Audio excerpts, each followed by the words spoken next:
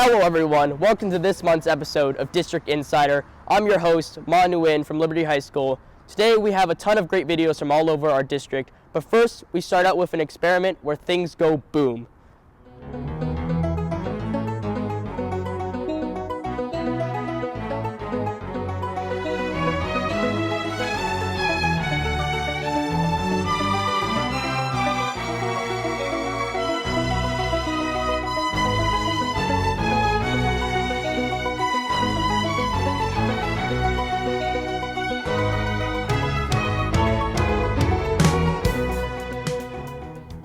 Hi, I'm Dusty Little, chemistry teacher at Liberty High School. In previous videos, we showed you how to do some pretty amazing things involving chemistry that you could do right at home. What you're going to see today, you should not try at home. So don't attempt to do any of this on your own. I'm going to show you what I like to call the boom balloon. And you'll see why I call it that in a little bit. But the basic gist is, I'm going to fill up a balloon with hydrogen gas and then light it on fire. So, I think it's going to be exciting, and I think it's going to knock your socks off. So let's get right into it. So as I said previously, we are going to generate or make hydrogen gas for this demonstration. The reason why I'm going to make it is because I don't have any of it around. I can't store it. So I can do a pretty quick, simple reaction to generate the hydrogen gas that I need. So I have some zinc. And as you can see from zinc, zinc is a metal. It would have all the characteristics that you would expect to see of a metal. It is lustrous or shiny, it conducts electricity, and it is malleable or bendable. And I'm going to take some of that zinc and I'm going to mix it with some hydrochloric acid. The hydrochloric acid is a liquid. The concentration I'm using today is 6 molar. Molarity is a form of concentration that basically is just telling me how concentrated the acid is that I'm going to use. And I'm going to mix them together. And as soon as they start mixing together, you'll actually see the hydrogen gas being formed. We're going to be performing what I like to call is a quick, simple, single replacement reaction. So essentially what's taking place is the zinc is strong enough to kick the hydrogen out of the hydrochloric acid, and that forms as one of your products. The zinc will then jump into the compound and will form zinc chloride, which will be left dissolved in the solution and will not necessarily be something we're worried about for this particular reaction, but it is there. We are going to capture the hydrogen gas, and that's the point of what we're trying to do. So it's a simple single replacement reaction in which the zinc is strong enough to kick the hydrogen out of the compound. And this only happens because the zinc is able to do that. All right, so we might as well get going, start doing this. Okay, I have a balloon here. I have some zinc already in a flask, and I have my hydrochloric acid. So what I'm going to do is I'm just going to dump this hydrochloric acid into the flask, and as soon as I start pouring that in, you will see the hydrogen gas being generated. This becomes like a game of chicken. I have to get enough hydrochloric acid in there so I can generate the hydrogen gas I need, but it's starting to form like right away. So I have to pour enough, but I'm going to want to stop, but I'll just keep pouring and make sure I generate enough here. So as soon as I add this, you will see it start reacting and the hydrogen gas starting to form. So I'll slowly start pouring it in. You can see it's starting to form already. I'm just going to keep pouring to make sure we get enough. I think I got a good amount in there, so now I have the balloon. Put this on top. And I'll hold it there. You can see it's bubbling away there. It actually looks pretty violent, but all that's really taking place is that hydrogen gas is being generated. If you would feel the flask, it is quite warm. This is an exothermic reaction, which means energy is given off, and you can actually feel that energy being given off because it feels very warm. So the balloon is filling up with that hydrogen gas that we are generating. Remember, this is a single replacement reaction. The zinc is kicking the hydrogen out of the hydrochloric acid, and we are capturing it here in the balloon.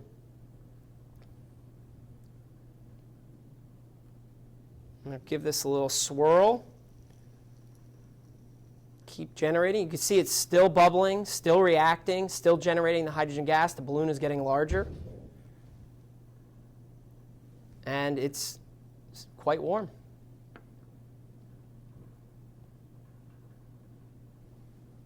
So it's still going, but it looks like we have a lot in the balloon, so I could probably stop it now. All I'm going to do is pull the balloon off, set the reaction off to the side, and I'm going to tie the balloon off. All right, set that over here. We got a good amount of hydrogen gas in the balloon, so I'm just going to tie it, make sure it's nice and sealed. And then I'm going to tie it to this string, because if I let this balloon go right now, it would float, and it would go right up to the ceiling. Hydrogen gas is less dense than air, so anything that's less dense will float. It's very similar to how you would fill up a balloon with helium. When you fill up a balloon with helium, helium is less dense than air, so the helium balloon floats. So I got this tied off, and as you'll see, it's floating. Okay, we dimmed the lights here, and we're about ready to light the hydrogen balloon. Before we do that, it's important to remember here why this will actually happen. Hydrogen is flammable, but it doesn't actually combust. It doesn't actually go boom until it mixes with the oxygen in the air. So it's important to remember that the oxygen in the air here is helping us get that boom that we're looking for. All right, so I'm going to light this stick, and I'm going to stand back, because I don't want to get too close here. Here we go.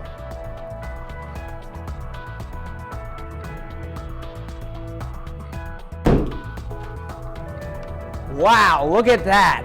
Wasn't that exciting? The boom balloon, chemistry at Liberty High School. Can't wait to see you when you get here. I'm Dusty Little, chemistry teacher at Liberty High School.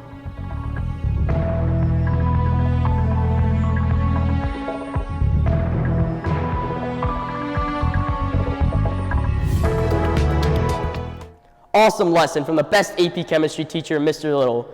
Up next on District Insider, let's take a look at one of the awesome elementary schools, Asa Packer Elementary.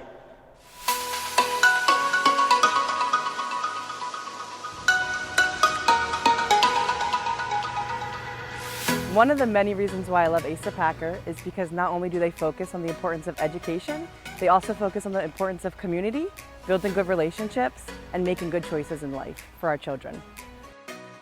From the moment we arrive in the morning at Asa Packer, it's a very welcoming environment. The school and the grounds are clean and well maintained, and the kids feel safe here. And I have a feeling of well-being, that they're in the best place they could be. Our kids, they feel safe, and they really appreciate that they're surrounded by friends. And the teachers are friendly but professional. They take their job very seriously. But the kids are comfortable here in this environment, and they enjoy school, which is great. In the morning, getting up, there's not a problem as far as them not wanting to go to school. Their friends make it feel like a community, and that's what really warms them up every day. If they're having a slow day, as soon as they get here and see their friends and teachers greeting them, everything's fine. There are so many great qualities that I see here in each and every child at Asa Packer. We provide a positive learning environment where students can be creative, proactive, caring, and the most important thing is we provide them to be leaders each and every day. The best thing about our Asa Packer students is they are respectful students. They are respectful to each other, to our teachers here, to our community members. We have very few discipline problems going on here at the school. Also, our students are very, very accepting. We have students coming to Asa Packer every single day throughout the year from different cultures, different places, and our students welcome them, open their arms up to them, make them part of our Asa Packer family. And I think the last and most important thing is that our students work very, very hard every single day, do their best academically, and really try to be the best students that they can be. Asa Packer Elementary School is a diverse learning community that fosters student growth and success in a safe and challenging environment. Our goal is to empower children to become lifelong learners and responsible citizens. We celebrate with pride the unique talents and qualities of each student.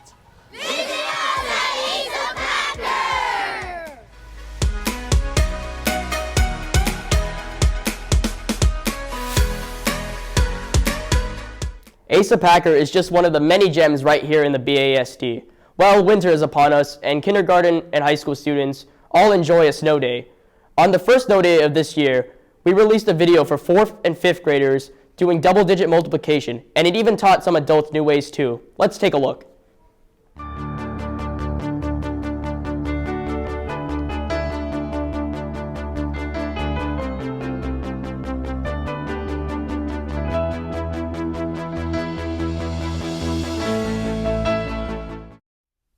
Hey everybody, this is Jeff Melia from Governor Wolf Elementary School. I'm a 4th grade teacher and I've been teaching here for about 12 years. I've noticed through the time I've taught 4th grade that a lot of students, whether you're in 3rd grade, 4th grade, 5th grade, or beyond, sometimes have trouble with double-digit multiplication. So I thought that would make a great snow day lesson for us to review today. I'm going to show you 3 different methods. You can choose whichever method you like. They're all going to come up with the same product. Let's get started. The first one I have here is probably the algorithm that your parents, your older brothers and sisters may be most familiar with. We're going to do what I call the up and down way. What we're going to do here is start with 32 times 25. We're going to do 2 times 5 equals 10. To do that, I put my 0 there, and I'm going to carry my 1. My next step is 2 times 2, which is 4, plus 1 is 5. A lot of us remember those 2 steps. They're not too difficult. Here's the step that I find a lot of people forget about. We're going to now move into multiplying in the tens place. So we're going to put a placeholder 0 here. That's the step that a lot of people forget. This is what I call step 3 in my classroom, and my students sure know what step 3 is, believe me. Now I'm going to multiply the 3 in my tens place times the 5 in my ones place up top. 3 times 5 is 15. I'm going to put my 5 down again. And once again, I'm going to carry my 1. Notice I crossed out my previous one because the numbers aren't always going to be the same. Finally, the last step here, I'm going to do 3 times 2 is 6. 6 plus this 1 is going to be 7. And the last part of my problem, I'm simply going to add my 2 partial products here. 0 plus 0 is 0. 5 plus 5 is 10. 1 plus 7 is 8. I just did a double-digit up and down multiplication problem and came up with the product of 800. Now, some people might not like this way. I have 2 more ways to show you. They're going to involve breaking the problem apart using place value. So let me get started. You'll notice I have the same problem written here. I also have 4 separate parentheses with multiplication signs inside there. What I'm going to do is take each place as it is and do a smaller problem. So in this case, I have a 2 in the ones place times a 5 in the ones place. That problem is going to be 2 times 5, and I'm going to get an answer of 10. Next, I'm going to take my 2 in the ones place, and I'm going to multiply it times this 2. But since this 2 is in the tens place, it doesn't mean just 2, it actually means 20. So the problem I'm going to be doing is 2 times 20. Do my basic fact, 2 times 2 is 4, and I have 1 0 at the end. So my partial product is 40.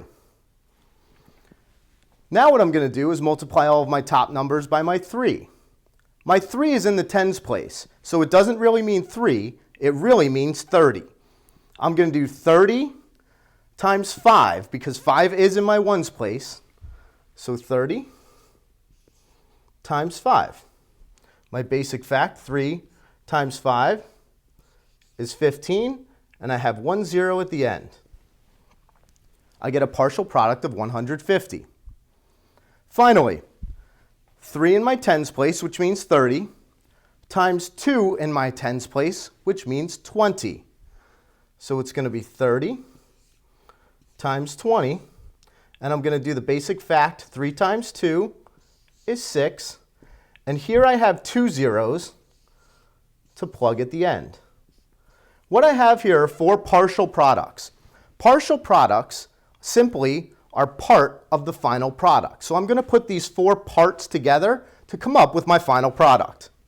And when I add all of my partial products up, I have 0, 1 plus 4 is 5, 5 plus 5 is 10,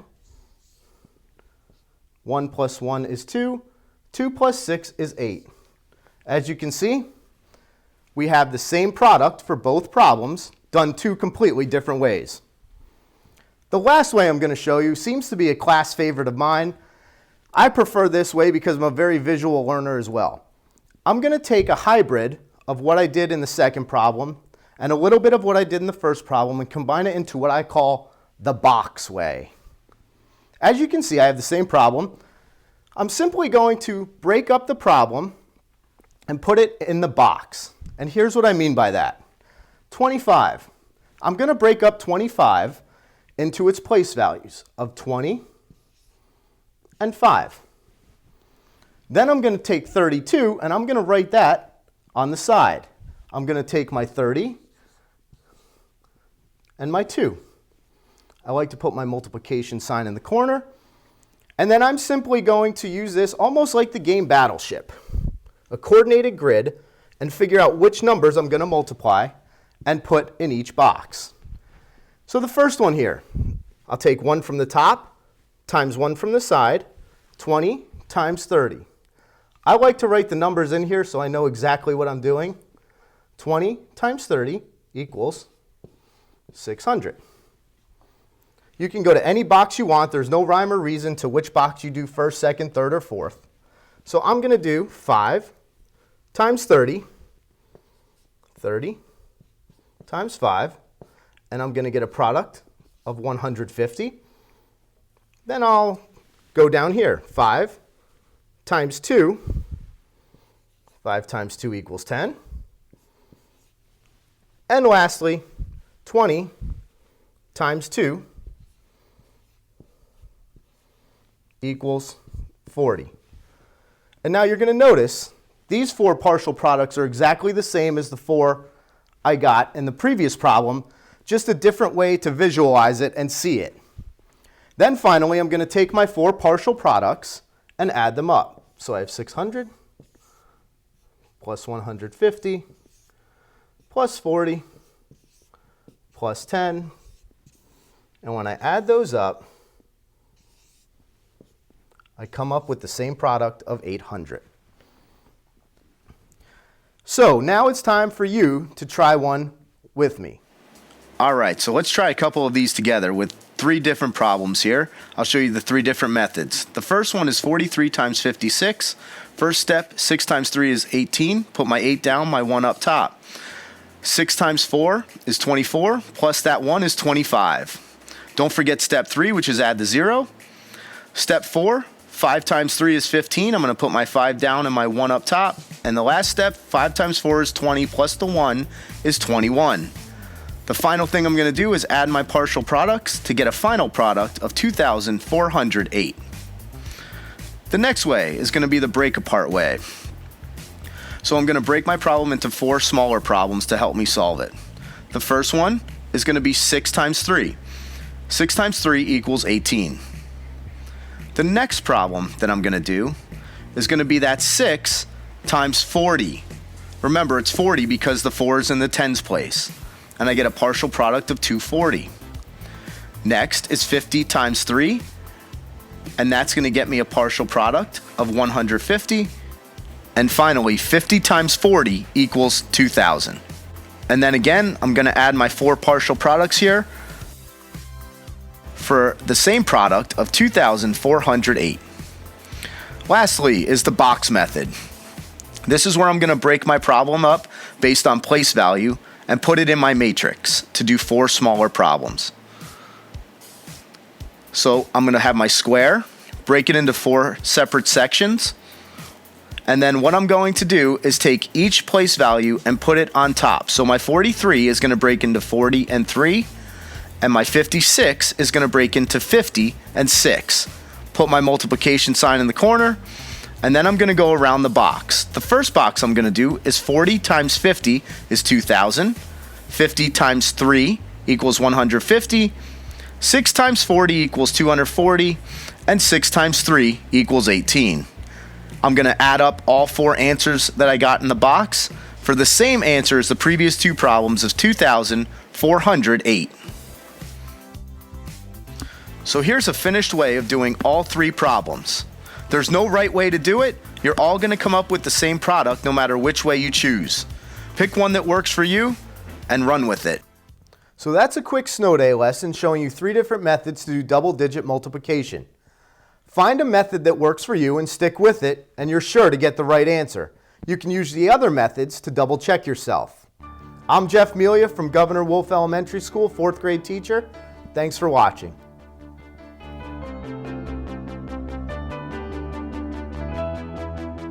Thank you, Mr. Milo, for showing us those new ways. The Bethlehem Area School District is comprised of 16 elementary schools, all in different locations, but all giving the same first-class education. Every episode, we try to take a moment and focus on an elementary school and what makes it the special place that it is. Today, we look at William Penn Elementary.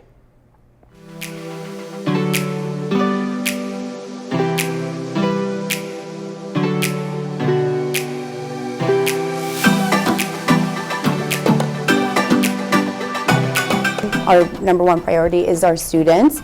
Our staff is wonderful. Our parents, our families are really supportive and help in any way they can. And our partnership with Raven College has just been outstanding and has afforded us many opportunities we haven't had in the past. We have a lot of people in our community that come in for our mentor programs, and I know in my classroom we have a lot of students involved in that, and it's just been something that they love and they look forward to, someone coming in and working with them once a week. It just is a really special opportunity. What I love about William Penn is it's a true community school, a true neighborhood school. I've been here 22 years. I could have gone any school I wanted to. Many different schools asked me to go on with them, and I've stayed at William Penn. I love the kids, I love the neighborhood, I love the traditions that we have, and the families stay here. I have children who become adults, and they have children here at the school, so it's a true community school. First of all, the staff and the teachers are amazing, and it goes far beyond the classroom. Like the different events they do, including the Fall Festival we just had. They do the Turkey Bowl, which is a football game at Liberty High School. March Madness, where the teachers play a game against the 5th graders at Raven College. You can really tell that they care and they go beyond the classroom with how much they care. Another example is the Penn Pacers, which is an after-school running club. And that's, I mean, it goes beyond the classroom, and you can really tell. What we love about William Penn is the teachers, the staff, they're fantastic. They really have the students' best interest at heart. They're always looking for better ways to improve, the curriculum, to ensure that our students are successful. William Penn Elementary School is a gem located on Main Street in Bethlehem. We are not your typical elementary school. Our open concept design provides community for all of our students. All of our staff, students, and families are proud to be a William Penn Wildcat. So we invite you to visit William Penn because together we learn, together we lead.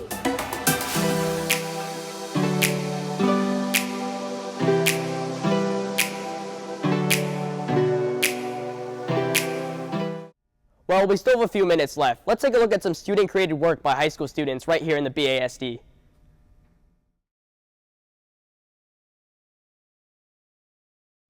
The Bethlehem Teachers Bowling League was established in the mid-1900s. This league, which used to be super competitive, consists of a wide variety of people, but mostly current and retired faculty members of the Bethlehem Area School District.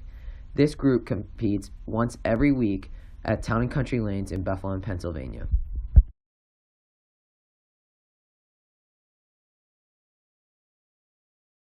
Started probably in the early 80s. We had probably about 18 teams at that time.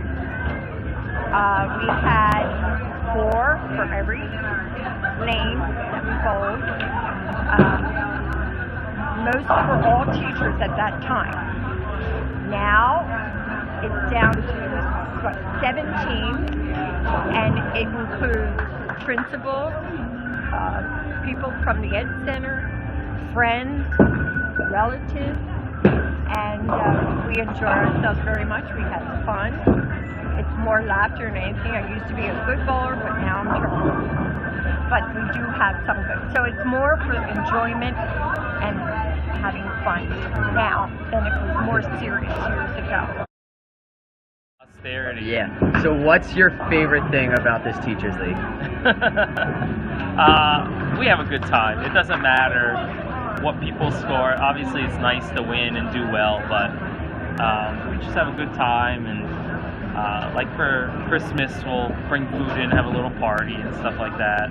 But it's just fun. It's nice to see people from other parts of the district that do other things other than teach and talk to them and share stories. How long have you been doing it, and why do you keep coming back?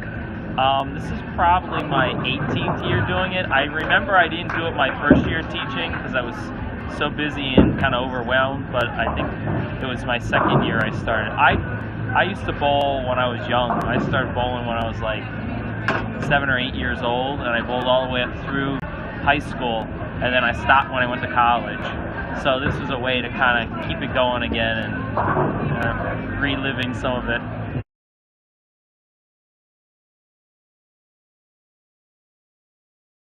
What do you enjoy most about this bowling league? I enjoy the camaraderie. The competition isn't all that great, but it's a fun league. It really is. So how long have you been doing it, and how has it changed over the years? Well, numbers is the one thing. I myself have probably been doing it for probably close to 40 years. The numbers have gone down. I've held office. I've been president in the league. I've been treasurer in the league. Now I'm secretary in the league.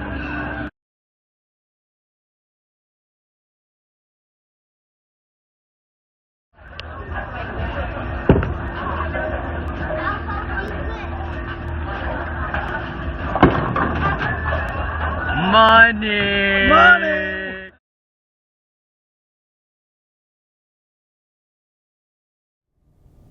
I'm afraid that's all the time we have left on District Insider. Join us next month where we'll be showcasing new people and events in the Bethlehem Area School District. I'm your host, Man Nguyen. Thanks for watching.